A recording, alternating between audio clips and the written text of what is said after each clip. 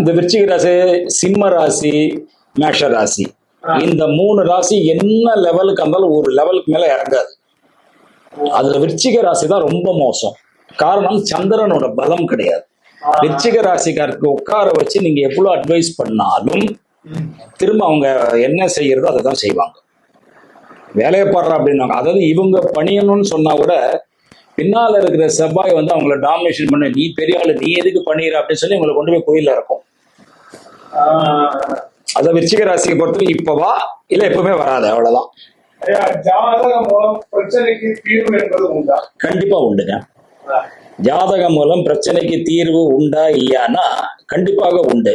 அதாவது எந்த ஜோதிடர் மூலமாக நம் கர்மா கழிய வேண்டும் என்று விதி இருக்கிறதோ அப்பதான் வந்து நீங்க வந்து சரியான ஜோதிடரையே பார்க்க முடியும். அப்படி என்றால் உங்க குடும்பத்துக்கு என்ன நல்லது கெட்டதெல்லாம் நடந்திருக்கோ இதெல்லாம் வந்து என்கிட்ட நடந்திருந்தா மட்டும்தான் நான் சொல்றதே உங்களுக்கு பலிக்கும்.